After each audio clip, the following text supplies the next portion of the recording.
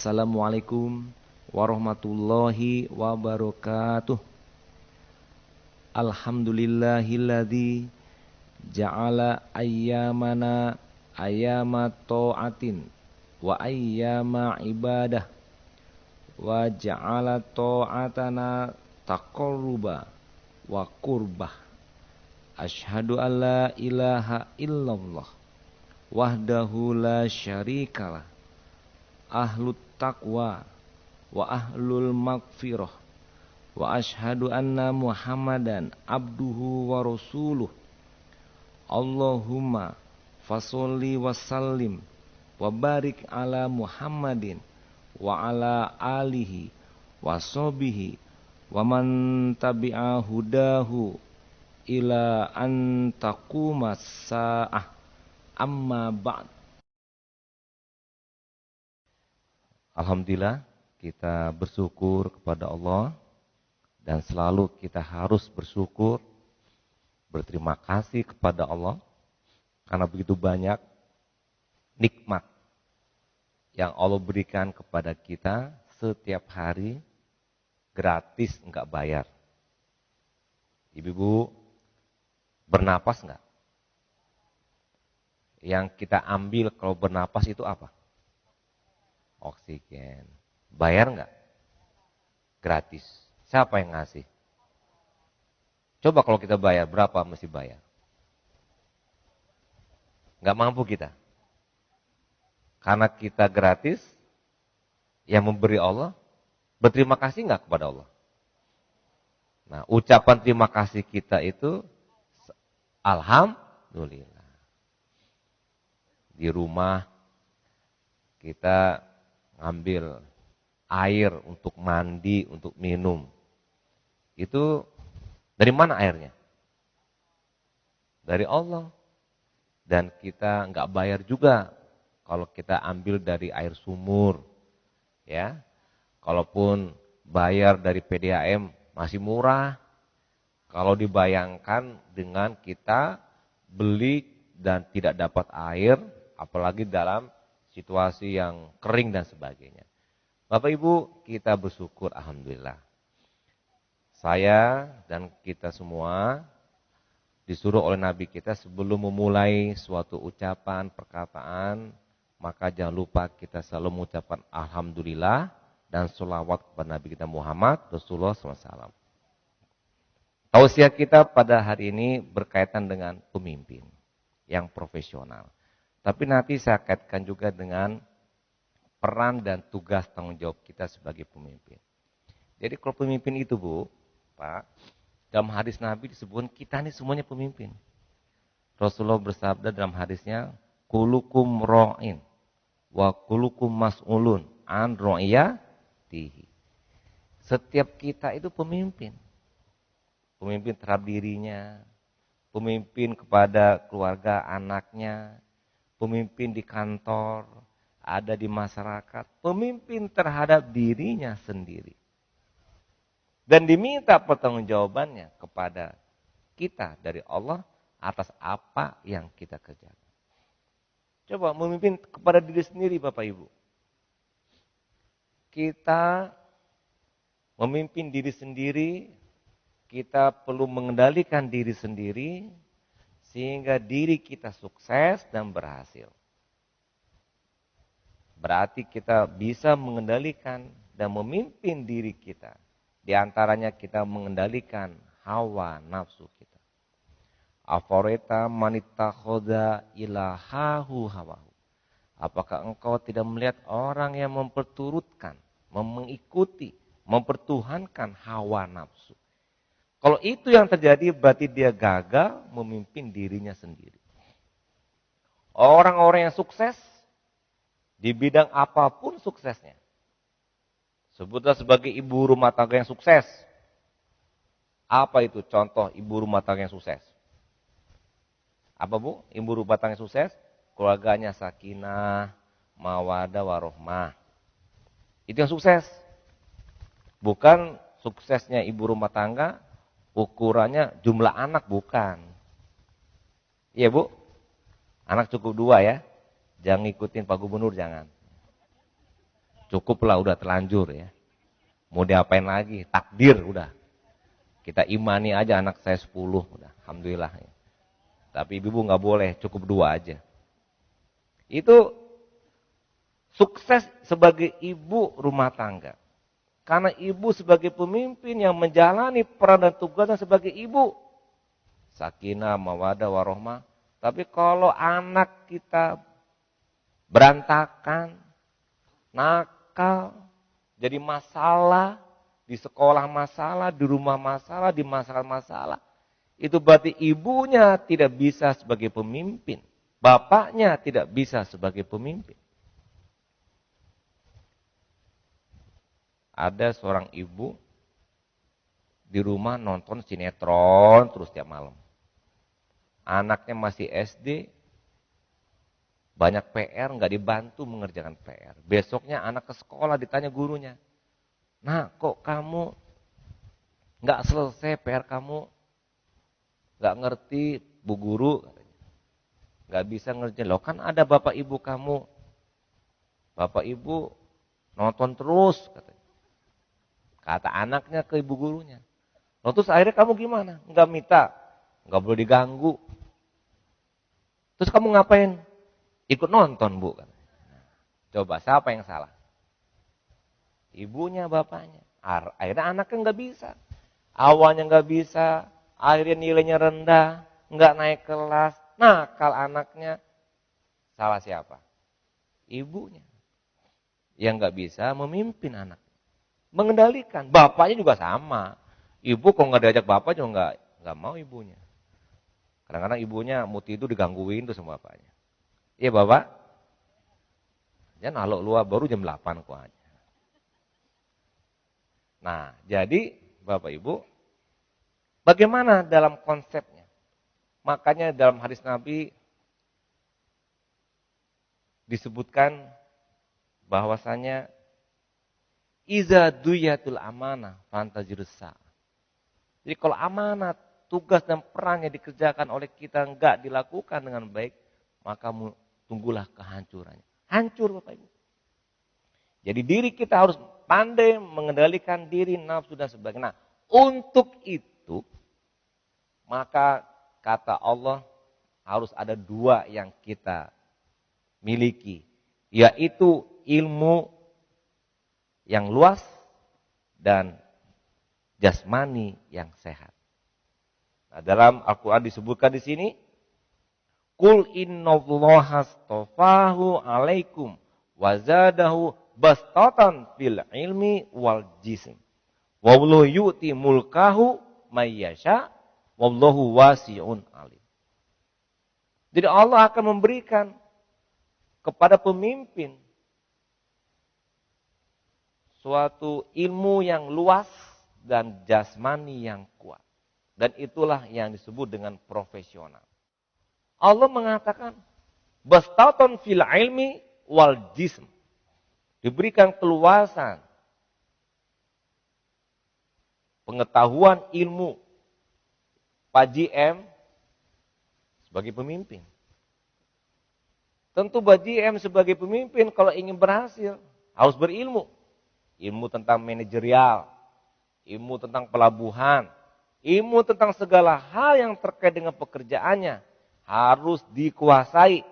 Kalau mau menjadi pemimpinnya profesional, ingin menjadi orang yang sukses, maka ilmu harus dipelajari, dikuasai, belajar, tiada henti sampai kita meninggal. Begitu kata Nabi Muhammad SAW, belajar itu sampai minal mahdi ilal lahdi.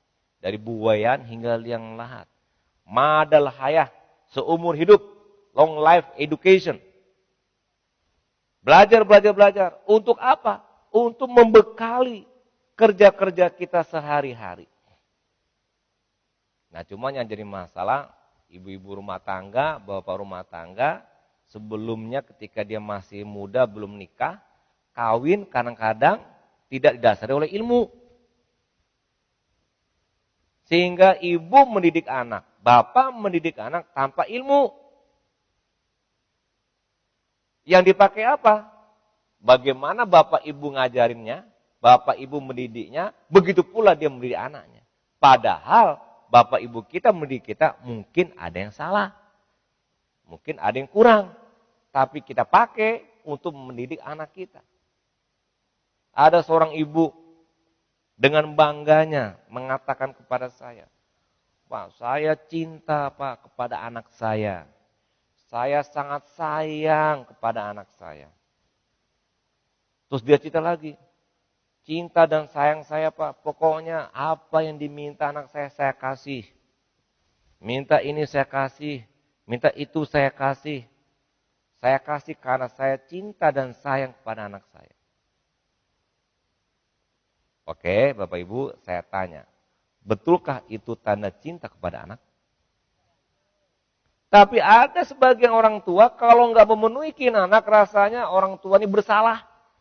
Rasanya orang tua tidak mencintai anak. Kenapa kok nggak mencintai? Karena maunya nggak dikasih. Tanda cinta pada anak katanya itu memberikan, memenuhi keinginan dan kemauannya.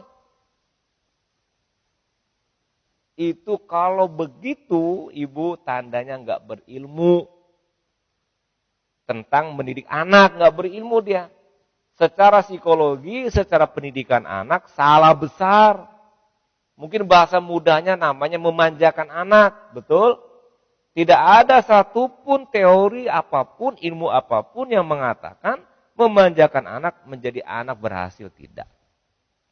Memanjakan anak menjadikan anak tidak mandiri, menjadikan anak tergantung, menjadikan anak malas, menjadikan anak tidak berprestasi.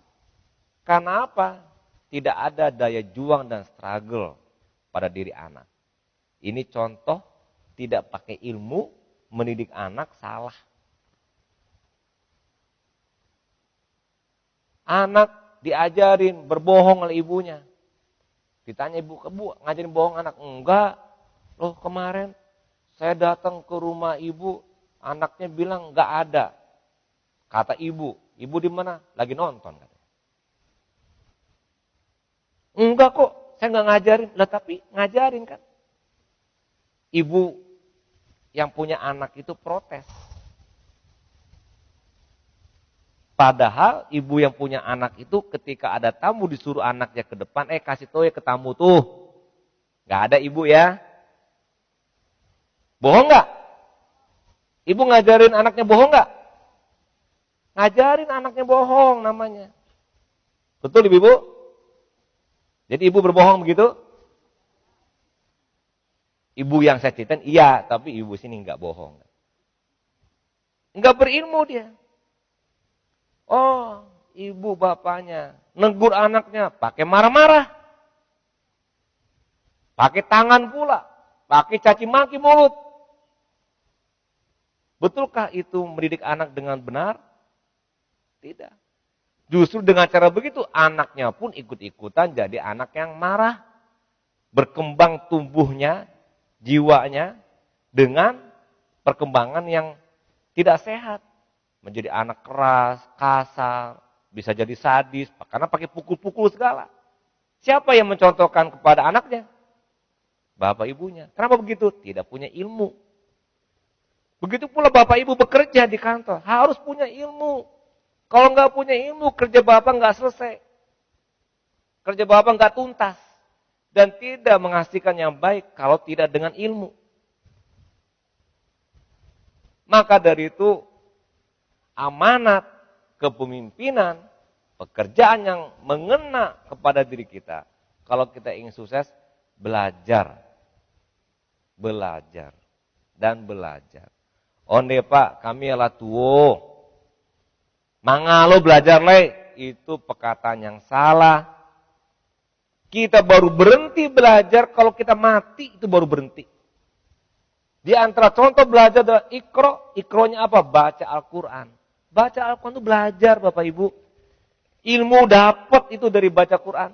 Kalau ibu-ibu yang sudah tua, bapak yang sudah tua selalu baca Quran, berarti dia selalu belajar dan menuntut ilmu dengan Quran yang dia baca, insya Allah tidak pikun. Insya Allah tidak pelupa. Insya Allah tetap sehat. Saya punya bukti banyak Bapak Ibu. Ibu-ibu, bapak yang sudah tua, umur 80-an, bahkan ada pernah saya ketemu umur 96. Masih ingat saya. Pada waktu usia 21, berarti 20 tahun yang lalu, 30 tahun yang lalu. Masih ingat, oh Irwan ya, katanya. Ingat, umur udah 90. Setelah saya tanya, apa Nek, kegiatan Nek? Baca Quran tiap hari. Itu belajar. Baik ibu, boleh baca Quran di rumah? Hah? Lai. Iya mana kok? Ambo tes kok baca Qurannya? Iyo tapi di tes baca Quran terbata-bata bacanya. Boleh? Oh, udah nantang nih Pak JM, berarti bener nih insyaallah. Bapak Ibu, poge pelindo oleh baca Quran. Nah, kok yang lain menunduk dua? Lain nemu mates? Boleh juga, alhamdulillah. Berarti ini soleh dan solehat semua nih Pak JM. Berbahagia punya anak buah kayak begini. Semuanya dinaungi oleh Al-Quran dan oleh Allah. Sukses semuanya pekerjaan. Sehingga wajarlah Pelindo untung terus tiap tahun. Perusahaannya untung. Pegawainya untung enggak?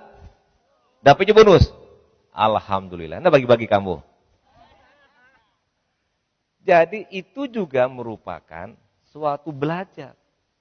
Supaya ilmu bastatun fil ilmi wal jism. Keluasan ilmu dan kekuatan fisik. Mungkin saya tidak begitu banyak cerita tentang fisik karena fisik udah jelas. Dengan jasmani yang kuat, secara fisiknya, secara mentalnya harus juga sehat. Mentalnya sehat, karakternya sehat. Ya, kemudian juga fisiknya pun sehat, tidak sakit-sakitan. Kita sudah bisa bayangkan kalau sakit bagaimana kita bekerja, enggak mungkin. Kalaupun di pasar bekerja dalam keadaan sakit, tidak maksimal bekerjanya. Tidak konsentrasi. Mau makan, minum aja enggak enak, apalagi tidur kalau kita sakit. Sudah jelas, itu kuwatul jism. Ya. Tapi yang penting yang saya ingin tekankan, ilmu. Belajar. Wala taqfu ma laisa laka bihi ilm inas sam'a wal basara wal fuada kullu ulaika kana anhu mas'ulan. Kalau kita mengikuti mengerjakan sesuatu tanpa ilmu, maka Allah akan minta pertanggungjawaban. Pendengaran kita, penglihatan kita. Allah minta pertanggungjawabannya. Ilmu Bapak Ibu, mudah-mudahan ini sebagai satu ciri dari apa yang akan kita kerjakan sebagai pemimpin terhadap diri sendiri, harus berilmu dan kekuatan fisik, pemimpin terhadap keluarga kita, pemimpin di masyarakat, pemimpin di pekerjaan, dan masing-masing ibu-ibu yang bapak yang ada di pekerjaan menjadi pemimpin terhadap pekerjaannya. Tidak harus GM yang jadi pemimpin, Pak, ampun udah pemimpin. Bukan GM itu pemimpin, bapak ibu juga pemimpin di bidangnya masing-masing, di pekerjaannya masing-masing. Dan itu harus kita lakukan dengan keilmuan kita.